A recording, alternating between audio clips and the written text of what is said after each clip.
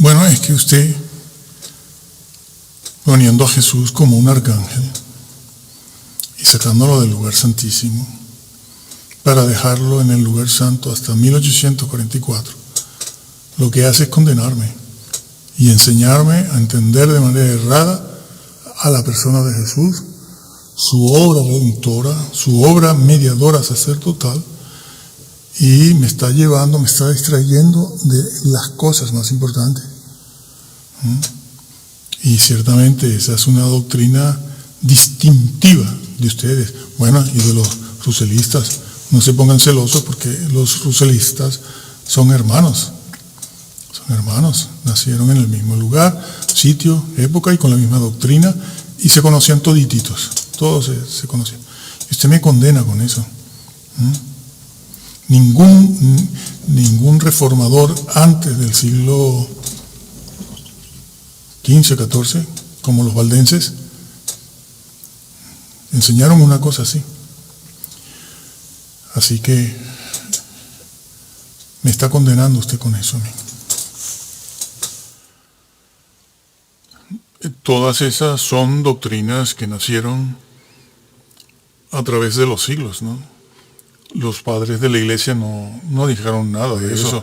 Al contrario, hablaron en el sentido contrario de eso que más tarde propusieron a algunas personas dentro de la iglesia católica o fuera, también durante el periodo del siglo XVI y posterior, en el XVII, fueron doctrinas que fueron naciendo a través de la historia.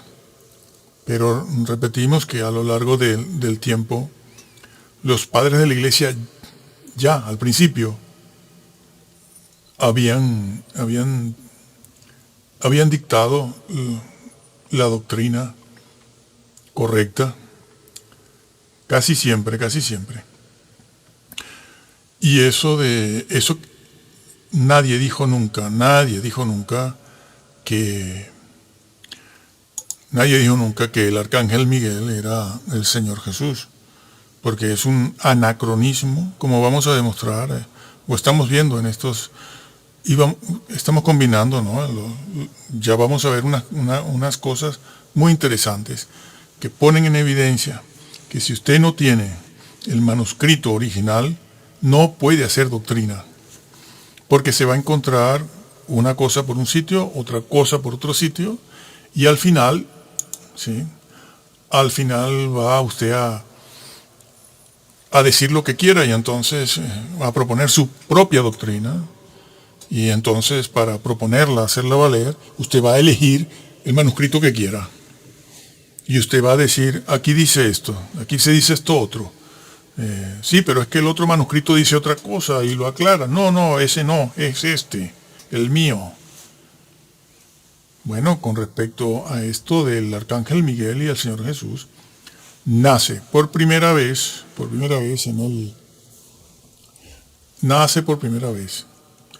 en el siglo XIX. En el siglo XIX nace eso por primera vez. Nadie había propuesto eso. Bueno, la proposición que habían hecho era la de Gabriel, el arcángel. Eso sí, dentro de la iglesia hay mucha cizaña, hoy en día sobre todo, el 80-90% de cizaña. Y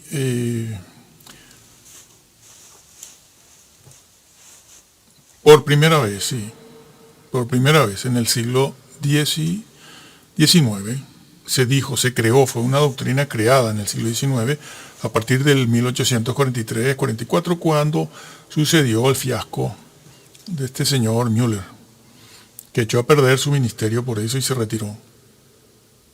Sí, señor. Bueno, sí han tenido otros fiascos, sí, como este del Arca de la Alianza. Se ha descubierto todo. Sí. Bueno, entonces, sí, pero el asunto está en que ellos no saben, por lo general, que en el Islam el arcángel Gabriel fue el que le reveló a Mahoma le hizo toda la revelación El arcángel Gabriel, sí. Gabriel. Y eso está dentro de los primeros 6 siglos. Pero claro, cuando preguntas a estas personas, les preguntas, bueno, pero ¿cómo es esto? El arcángel Gabriel en el siglo 6, 7 y después en el 19 el arcángel Miguel dice, no, el mío es el verdadero. El mío es el verdadero. Vamos a demostrar que todo eso es falso aquí. Para eso estamos estudiando los manuscritos y ver qué dicen los manuscritos. Ahora seguimos viendo. Incluso vamos a ir a la Septuaginta, griego de la Septuaginta. La Septuaginta es Antiguo Testamento en griego, nada más. Lo que pasa es que se le ha agregado el Nuevo Testamento, pero propiamente la Septuaginta es Antiguo Testamento en griego. Entonces, y en latín, vamos a ver si el latín nos ayudaría a la de Jerónimo. Nos ayudaría a saber un poco más sobre esto del lugar santo, santísimo, el arcángel Miguel y todo esto. Porque el diablo busca siempre desglorificar al Señor y descafeinar la Biblia. Él sabe que no la puede quitar, no la ha quitado nunca, no la puede anular. Pero sí puede desviar al cristianismo y sacarle al mensaje revelado, le puede sacar su contenido, el contenido propiamente que glorifica al Señor y que lo pone, lo explica para que el cristiano sepa. Bueno, pero si también esta gran cristiandad de 1800, desde el siglo XIX, sobre todo en el XX y mucho más a finales del siglo XX, pues siempre se ha estado predicando que lo importante es que tú no seas ateo y que tú creas. Y lo importante es que tú creas, sí. Lo demás, no, lo demás es para teólogos, eso es cosa de teólogo y a veces en una forma despectiva, ¿no? Cuando la Biblia fue escrita para esclavos. Para esclavos. Y estos les han enseñado eso. Dice tú, ya eres salvo. Casi que en cualquier denominación. Porque ningún grupo, ninguna iglesia, como tal propiamente, dentro de la variedad que hay en la gran cristiandad, quiere echarse enemigo a sus adeptos. Porque como le digas la verdad, se van a quedar solos. El que sea. Sobre todo aquellos que están ubicados en el Nuevo Testamento, en la Biblia tal cual, y los padres apostólicos de los 2 primeros siglos que enseñaron y recibieron también de viva voz, algunos escucharon a algunos que habían oído, sí, discípulos de Juan y de Pedro, conocidos de Pablo, que los dejaron allí como ellos fallecieron, todos por martirio, martirizados, y otros, y dejaron discípulos como Timoteo, por ejemplo, por citar uno, y otros que no conocemos. Ignacio de Antioquía, Policarpo, Ireneo, ¿sí? Forman parte de una línea, una secuencia y una línea cronológica en el tiempo de descendientes unos de otros de la escuela de Antioquía, sí. El tipo de teología A, B, C. Sí, eso es cierto, eso es válido. Ahí, analizando eso, se puede ver cómo comenzaron las herejías y quién las hizo y quién no. Así que en el siglo XIX crearon eso, sí. Bueno, podemos empezar y seguir por cualquier parte, ¿no? Yo lo tengo aquí, ¿no? Seguimos controlando todo esto desde aquí. Vamos a poner esto aquí y vamos a ver lo del tabernáculo en Hebreos 1 y vamos a ver la traducción en hebreo de Daniel 10. No vamos a ir a Daniel 8, Daniel 9. Cuando traten de formular la doctrina sobre la persona de Jesús y también sobre el tabernáculo, no se dejen llevar caer en ese terreno falso, porque es un terreno falso, de leer Hebreos 1, los 2, 3 primeros versículos, y de ahí saltan al capítulo 8 de Daniel. ¿Y por qué no continúas leyendo Hebreos? ¿Por qué no continúas leyendo Hebreos? Porque el Hebreos te va a decir exactamente algo más sobre la obra, el trabajo y lo que sucedió con el Señor Jesús después de su ascensión. No. ¿Cómo vamos a verlo ahora aquí? ¿Qué hicieron? ¿Qué hacen este señor? Yo no quiero que lo pongan ahí porque no quiero. Vamos a explicar la doctrina, que es lo nuestro, y el que quiera lo puede corroborar. Por cierto, una cosa aquí. Esto no es para convencer a nadie. No estamos convenciendo a nadie aquí. Estos son datos objetivos. Son, como vamos a ver ahora inmediatamente con el hebreo. Pues tendrán que ir a la Universidad de Jerusalén, de mucho prestigio, y decirles a aquellos señores, no, los profesores mesiánicos de hebreo, no. esos son modalistas. No, váyanse a la universidad y al idioma. Y enséñenles a los profesores de hebreo de allí, de la universidad. Esto que vamos a ver ahora. Pues eso. Han hecho eso es lo que han hecho. Una cosa horrible. Una cosa horrible. Bueno, no hablo más. Sí, bueno, lo que estaba diciéndote, ¿no? Que leen el capítulo 1 y no sigan leyendo el libro de Hebreos. No se quedan en la revelación final, sino que se van al Antiguo Testamento, capítulos 8 y 9, y empiezan a explicar el tema, bueno, Daniel 10. Vamos a verlo ya. Daniel 10, que es el tema del... se basan en Daniel 10 para decir que el arcángel Miguel es Jesús. Y se basan en otros capítulos de Daniel 8, 9, para hablar del santuario. Bueno, vamos a verlo de una vez.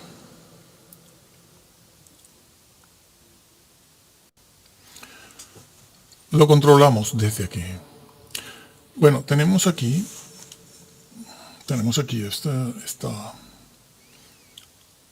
esta diapositiva donde podemos leer el hebreo. Este es el libro de Daniel. Este es el capítulo 10. Esta frase está en el capítulo 10. Y vamos a ver lo que significa esto aquí. Estamos aquí ubicados, dice Miguel, uno de los principales príncipes. Aquí se ve mucho mejor. Aquí lo tenemos mejor. Daniel 10:13. Uno de los principales príncipes. Bueno, empezamos así, haciendo un esbozo, un pequeño análisis así por encima. Esta es la palabra Miguel. En castellano es Miguel. Si vamos al hebreo y luego pronunciamos en nuestro idioma es Mijael, que cuando los creyentes oyen Mijael, uy, cuánto hebreo sabe.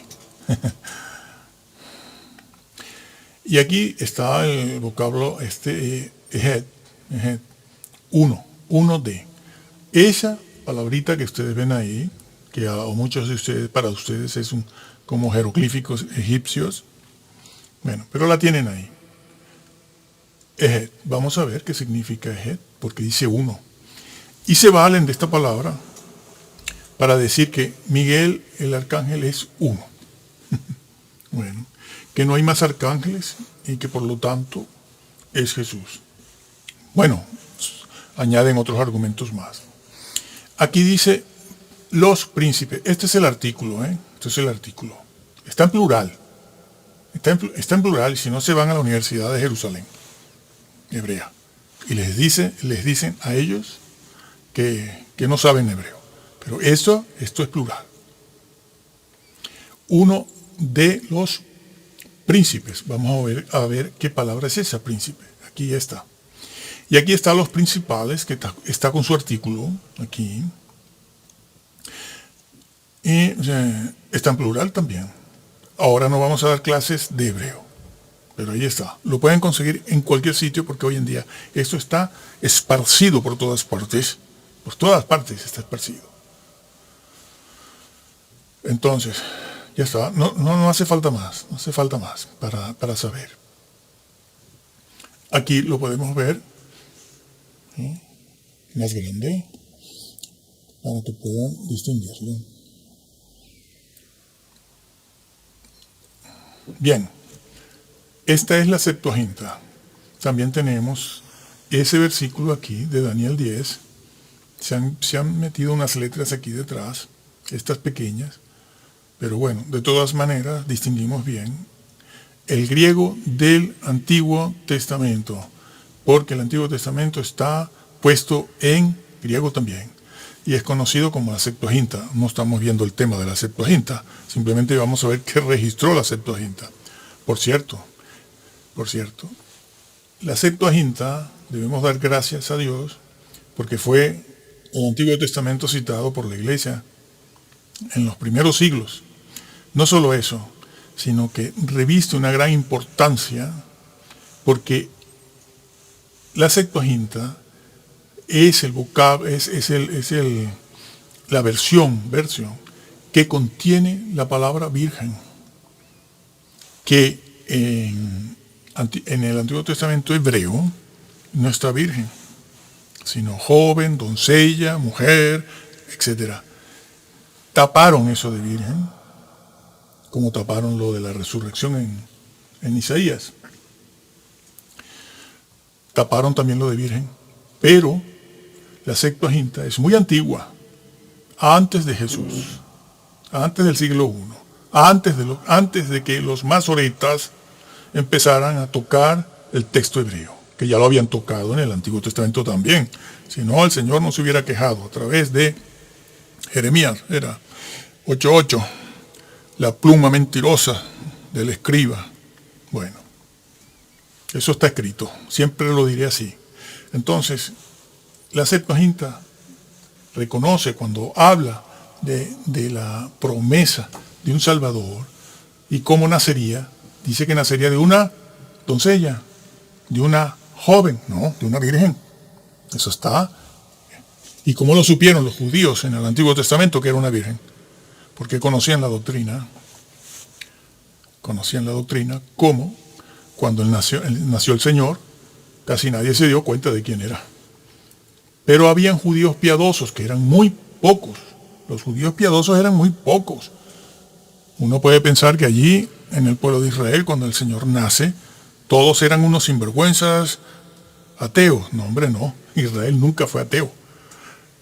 Apóstata puede ser, sí, lo era, apóstata, pero no ateo. Cuidado. Confunden todo, tienen todo confundido. Porque no les enseñan. Bueno, se han dedicado desde hace mucho, mucho tiempo a la terapia emocional y esas cosas, que es lo importante. Entonces, allí estaba Ana y Simeón, dos hombres piadosos. ¿Cómo es posible que Simeón, cuando ve al Señor, que lo llevaron al templo para la circuncisión, todo el sistema de purificación de la mujer, cuando daba luz, etc., haya hablado allí de que sería Jesús, sería la luz y la salvación de los gentiles? ¿Cómo lo sabía? ¿Cómo lo sabía? Mientras que el resto de los fariseos, escribas, saduceos y el mismo pueblo ignoraba completamente esto. ¿Cómo lo sabía Simeón? Porque habían judíos fieles. Pero esos judíos fieles, ¿dónde están? Lo de siempre, como al igual que la iglesia, es un remanente. Son muy pocos los que van a ser salvos de toda esta multitud también. Entonces, allí estaban los que sí conocían bien la revelación, y es lo que pasó con la Septuaginta. Y aquellos de la Septuaginta pusieron allí virgen. Así como el texto hebreo anterior al siglo I, ese que apareció en los rollos del Mar Muerto, hablan de la resurrección de Jesús, pero te vas al texto hebreo en Isaías, que tocaron los mazaretas y no aparece la resurrección. ¿Por qué? La quitaron. ¿Por qué? Porque eso es lo que el diablo busca. Quitar todo eso.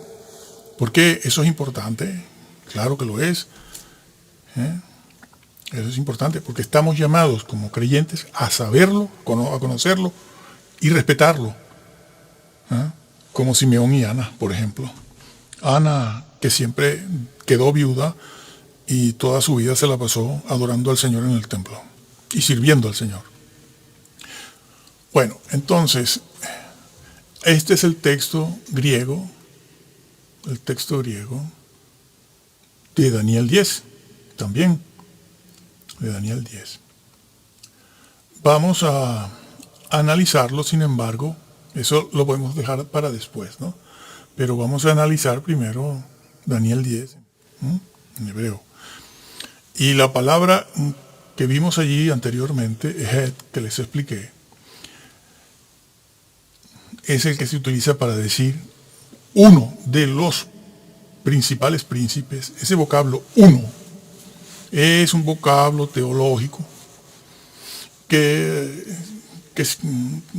no se usa necesariamente como una partícula para indicar un orden numérico, ¿no? Como quien dice 1, 2, 3, 4. No, porque para eso existe otro vocablo hebreo que es Yahid. Yahid también se traduce por uno y Ehet por uno, sí, pero hay una diferencia entre ambos vocablos. Porque el vocablo Ehet que se utiliza allí para decir que Miguel era uno de los principales príncipes, es un vocablo que encierra más habla más de la composición de aquello a lo que se refiere. Porque es un vocablo que aunque se traduce por uno, porque es uno, sirve principalmente, es que es uno, pero una unidad compuesta. Es para referirse a una cosa, uno, pero que ese uno, una unidad, este es un libro, pero se refiere, ese vocablo es para hablar de que esa unidad es una unidad compuesta por partes, las que sean, 2, 3, 4 o 5 partes. Entonces, es un vocablo que se utiliza mayor en el 80% de los casos. Se utiliza así, para hablar más bien de la composición de un elemento, la composición de un elemento, de una cosa, o de un hecho, o de una realidad. Se utiliza. Ahora vamos a ver un ejemplo rápido que ustedes conocen de paso.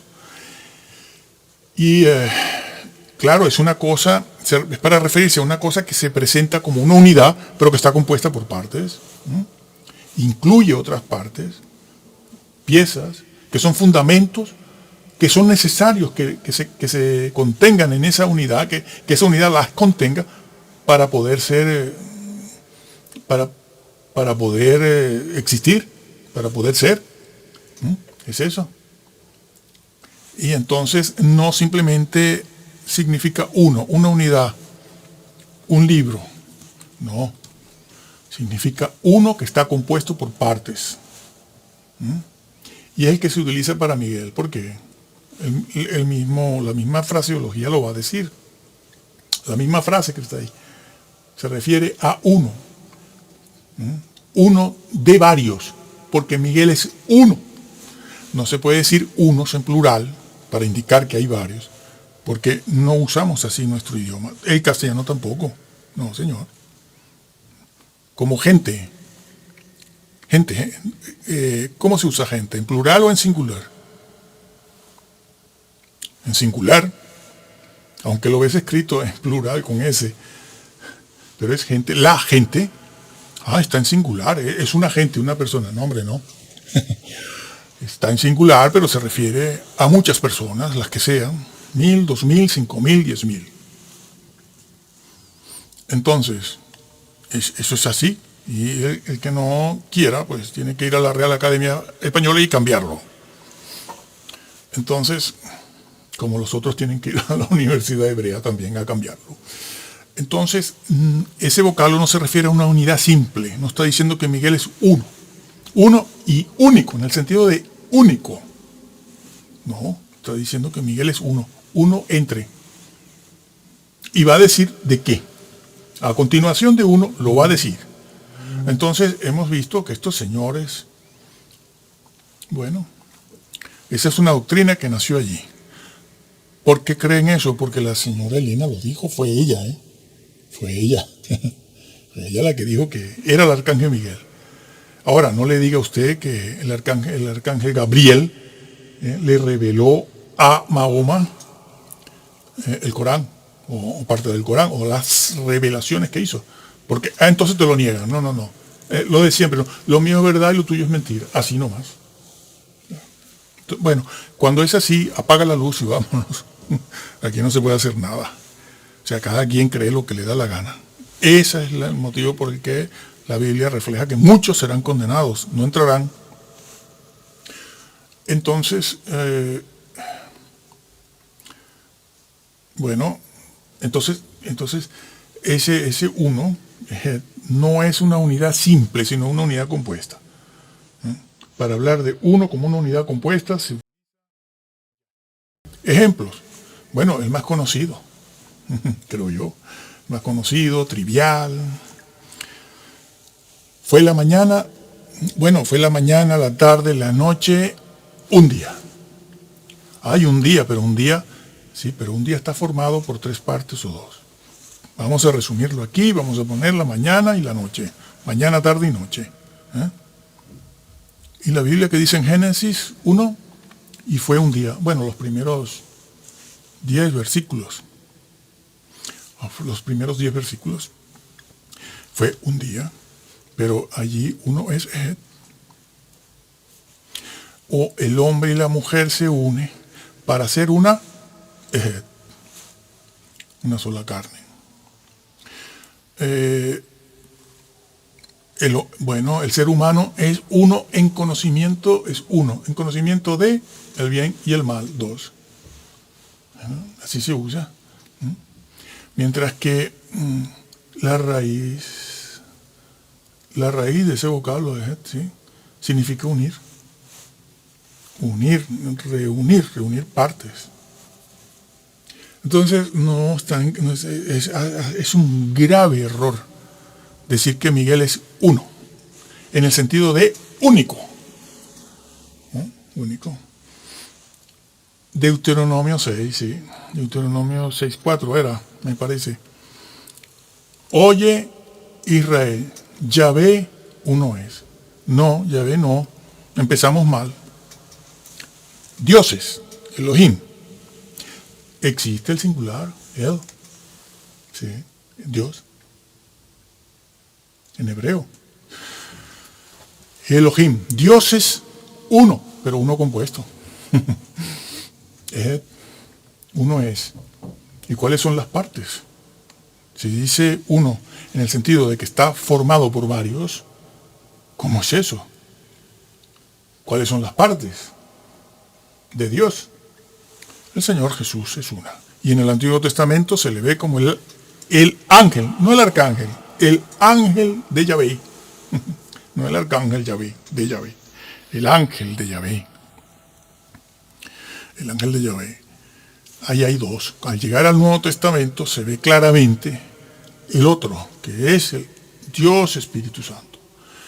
La misma esencia, deidad, que es deidad. Y solo Dios tiene deidad. Los ángeles no tienen deidad. O son ángeles o son dioses, una de 2. Que es lo que estas personas, en el error grave que han caído, desglorificando al Señor Jesús. Bueno, los desglorifican porque le han dado 3 naturalezas, humana, divina y angelical. O es ángel o es hombre. No puede haber una deidad que al mismo tiempo sea ángel. O un ángel que sea Dios.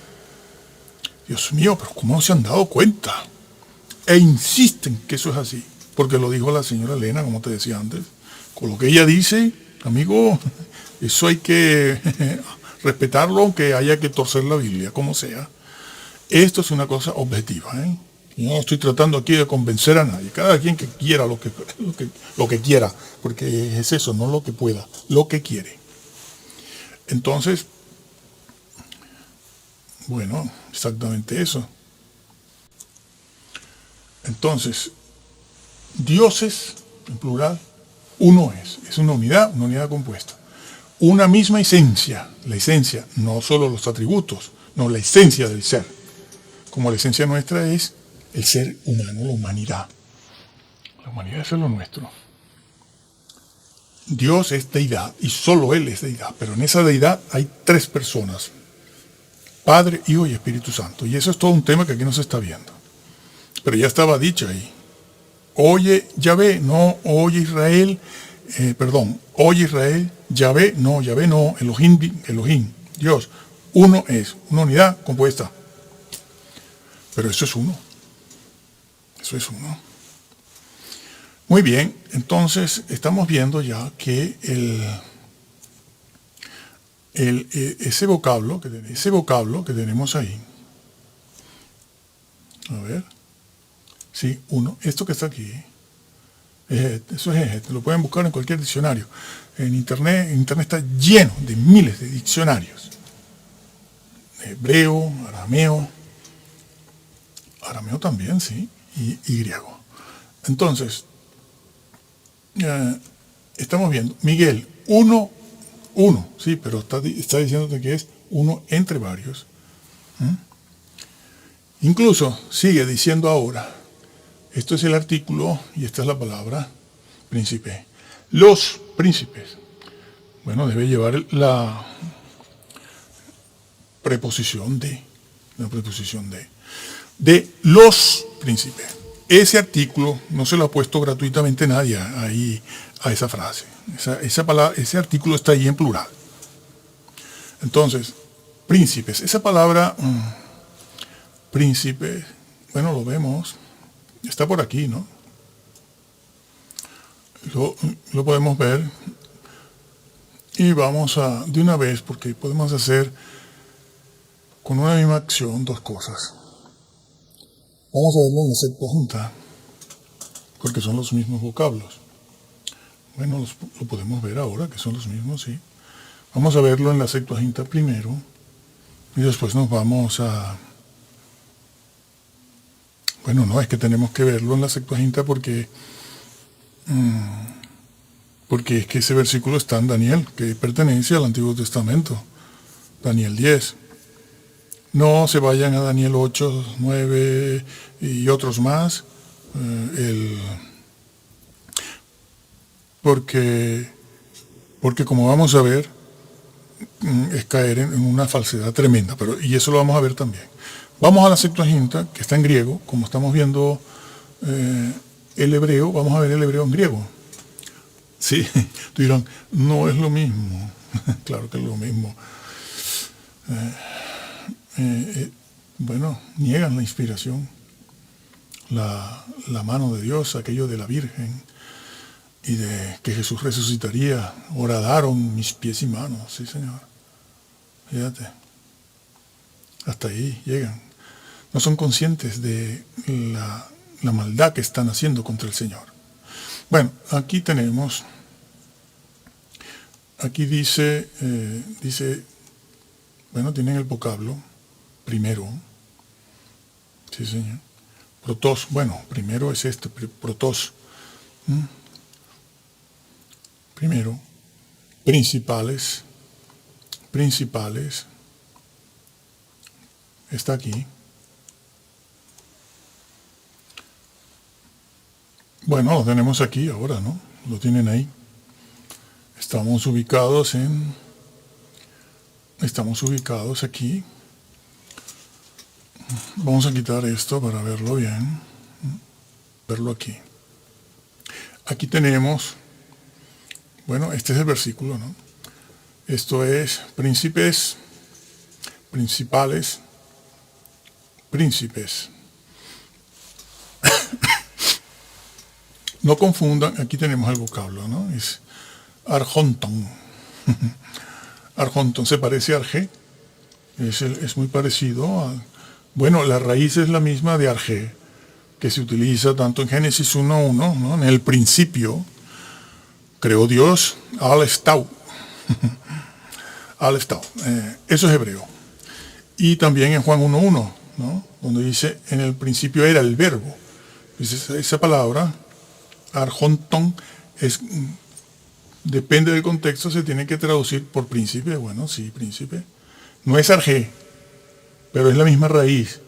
De hecho, arjé, que significa que se puede traducir como lo primero, ¿no? Dentro de un orden jerárquico, primero. También se puede traducir, arjé es ese vocablo que se traduce por en el principio, al principio, un orden cronológico, en el tiempo, por ejemplo, también se puede traducir por principado. Es que cuando en Efesios o en Tito el apóstol Pablo habla de los principados y las potestades, que son entes espirituales de poder y autoridad, utiliza la palabra arge, esa misma que se traduce por principio, pero es que se puede traducir, es que significa eso. Pero aquí no es arge, es arjonton. Bueno, arjontón, bueno. Ahora no estamos en el tema de la pronunciación del griego. Vamos primero, que es lo importante, a utilizar, ver es arjonton, lo que esta palabra significa. Lo tienen ahí ustedes en sus aplicaciones, ¿no?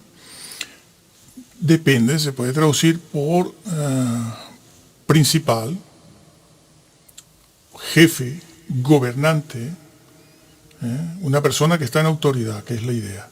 O sea, implica esta palabra un orden jerárquico.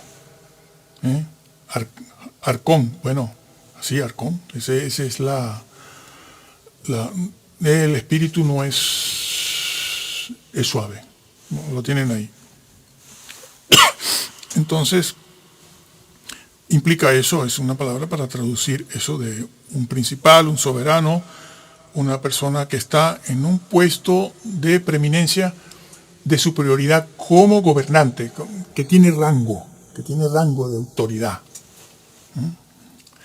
Por eso se puede traducir por príncipe, pero otras veces lo van a conseguir como soberano, un soberano de los reyes de la tierra también, está esa palabra ahí también. Cuando se habla de Jesús, está en Apocalipsis, si yo mal no recuerdo. ¿No? Eso es. Entonces, y está en plural. En hebreo y en griego está en plural. Ahí lo tienen. Vamos a ver.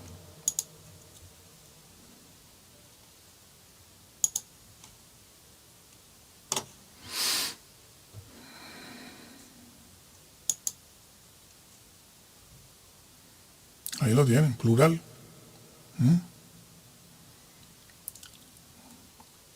Eso es un artículo definido. Eso es un artículo definido. Entre los príncipes. Ya viene desde aquí. Mijael. Bueno, estamos viéndolo en el griego. Ya vimos el hebreo, pero como el hebreo no es tan conocido ni dominado, incluso por quienes lo han estudiado, bueno, vamos a verlo en griego porque es igual. Exactamente. Ya les hablé de las dos palabras en hebreo. Entonces, esto es eso. Principales. Y ahora pasa otra vez el artículo como está aquí. Mijael 1. De los príncipes. Aquí, ahora vamos a esta palabra, protón, lo van a ver ahí. Bueno, protos. Aquí está en su caso que es, vamos a ver si lo dice.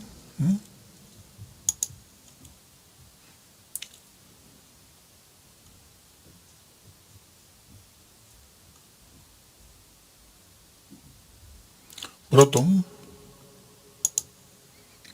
o protos, bueno, de protos, ¿no? Que denota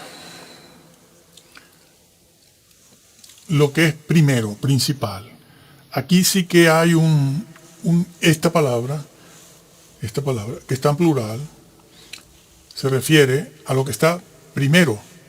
No se traduce por príncipe, ni por gobernante, sino el primero, o uno de los los principales, de los soberanos, uno de ellos. Ejet, uno de ellos. Ton, plural, uno de los principales o soberanos o jueces o jefes. Mijael, Miguel, es uno de ellos. Hay varios, entonces te está diciendo que hay varios, pero que Miguel es uno de ellos. Perdón. Miguel es uno de ellos. Protón. Bueno, lo tienen por allí. Entonces, más que nada este vocablo, protos, indica un orden, sea un orden jerárquico o no, un orden en cosas o en temas o en asuntos de tiempo, de espacio, lo que está primero que una cosa que está primero que la otra, para indicar que es uno de esos elevados, de los que están en primer lugar. Pero resulta que los que están en primer lugar, en una jerarquía muy alta, que son soberanos, hay varios. Es lo que se está diciendo el versículo. Lo han negado completamente. Y cuando se les recuerda lo de Gabriel y el siglo 6-7 en la revelación del Corán, nada, no tiene cuidado con eso, porque eso es claramente la actitud de una secta. Van a desmentir eso a como puedan, lo de Gabriel. Sí. Entonces, eso es lo que estamos nosotros viendo aquí, en ese sitio.